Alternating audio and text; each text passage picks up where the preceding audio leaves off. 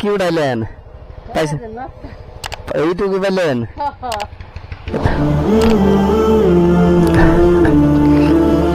খালা এই ধরে কিনছিলাম তো, ঠান্ডা আনেন, বসে খান।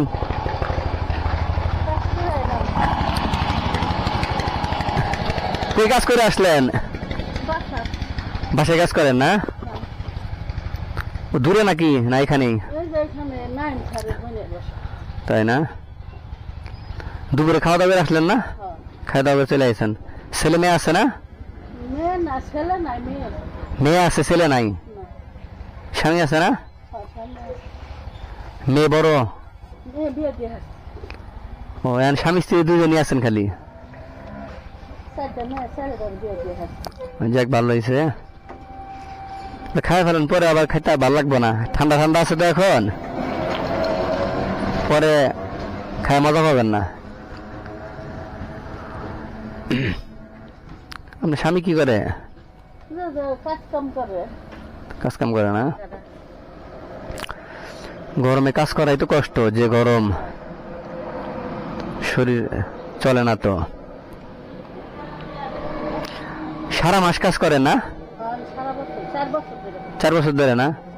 টাকা পয়সা মানে ভালো দেয়? 5,000 করে দেয় না?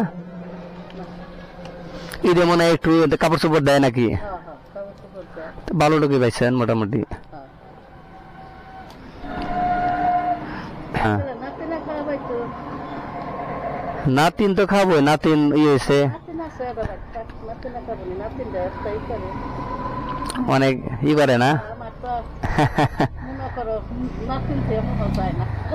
দেখছেন তাহলে কিরকম আসলে। হ্যাঁ, বয়স হইলে ছেলে নাতির কথা, কিন্তু তারা অনেকে আছে দেখতে চায় না। হ্যাঁ, অনেক ছেলেরা আছে বাপ মায়ের খাবার দেয় না।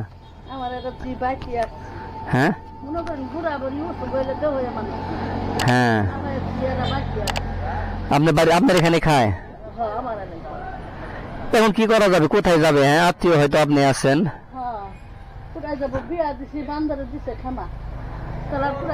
কোথায় 2-4টা কামাই করতেছেন, এটা দিয়ে চলতেছে, তাই না? কি করবেন এখন, দিনকাল এইভাবে চলতেছে। আপনি সবাই প্রতিদিন কাজ করে না? জায়গা আপনি ভালোই তাহলে। অনেকে আবার যে বয়স হয়ে গেলে অসুস্থ হয়ে যায়, সমস্যা।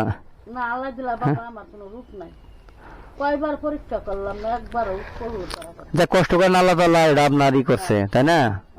আল্লাহর কাছে শুকরিয়া করতে হবে। হ্যাঁ,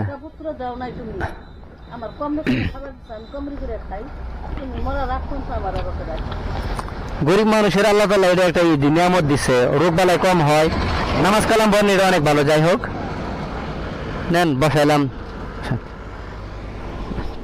ই খাইলেন না, দিলাম। নাতিনের জন্য নিলেন?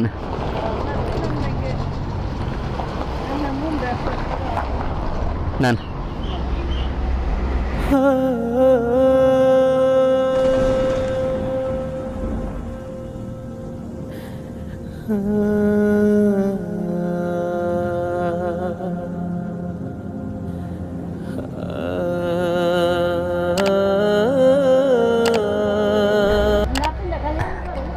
যান তো, ঠিক আছে, আসসালামু আলাইকুম।